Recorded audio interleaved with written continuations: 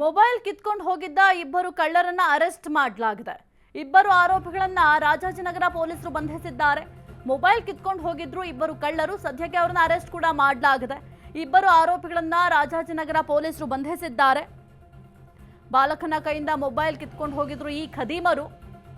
ರಾಜಾಜಿನಗರದ new ಶಾಂತಿ ಸಾಗರ hotel ಬಳಿ ಈ ಘಟನೆ ನಡೆದಿತ್ತು. ಸೆಪ್ಟೆಂಬರ್ 17ರ ಸಂಜೆ ನಡೆದುಕೊಂಡು ಹೋಗ್ತಿದ್ದ ಬಾಲಕ ವೃತ್ವಿಕ್ ಬೈಕ್ನಲ್ಲಿ ಬಂದು ಇಬ್ಬರು ಮೊಬೈಲ್ ಕಿತ್ಕೊಂಡು ಪರಾರಿಯಾಗಿದ್ರು. ಮೊಬೈಲ್ ಸ್ಕ್ರಾಚ್ ಮಾಡುವ ದೃಶ್ಯಾವಳಿ ಸಿಸಿಟಿವಿಯಲ್ಲೂ ಕೂಡ ಸೆರೆಯಾಗಿದೆ. ದೂರು ದಾಖಲಿಸಿ ಸಿಸಿಟಿವಿ ಆಧಾರದಲ್ಲಿ ಆರೋಪಿಗಳನ್ನ ಅರೆಸ್ಟ್ ಕೂಡ ಮಾಡಲಾಗಿದೆ. ಆರೋಪಿಗಳ ಬಂಧಿಸಿ ರೀಲ್ಸ್ ಅಪ್ಲೋಡ್ ಮಾಡಿದ್ದಾರೆ ಪೊಲೀಸರು. ಮೊಬೈಲ್ ಕಿತ್ಕೊಂಡು ಹೋಗಿದ್ದಂತಹ ಇಬ್ಬರು ಕಳ್ಳರನ್ನ ಸದ್ಯಕ್ಕೆ ಪೊಲೀಸರು ಬಂಧಿಸಿದ್ದಾರೆ. ನೀವು ದೃಶ್ಯಾವಳಿಯಲ್ಲಿ ಗಮನಿಸ್ತಾ ಇದ್ದೀರಾ.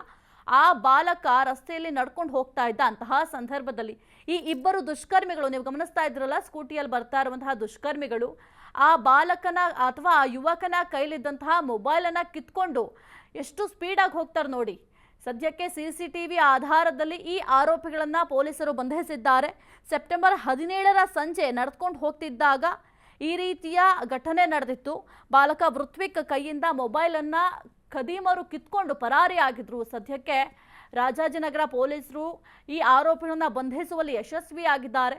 ಸಿಸಿಟಿವಿಯನ್ನ ಆಧಾರವಾಗಿಟ್ಕೊಂಡು ಎಲ್ಲೆಲ್ಲಿ ಸಿಸಿಟಿವಿಗಳಿದ್ದಾವೆ, ಇವರು ಬೈಕ್ ಎಲ್ಲೆಲ್ಲಿ ಓಡಿಸ್ಕೊಂಡು ಹೋಗಿದ್ರು, ಅದೆಲ್ಲದರನ್ನು ಕೂಡ ಪರಿಶೀಲನೆಯನ್ನ ಮಾಡಿ ಸದ್ಯಕ್ಕೆ ಈ ಆರೋಪಿಗಳನ್ನ ಬಂಧಿಸಿದ್ದಾರೆ.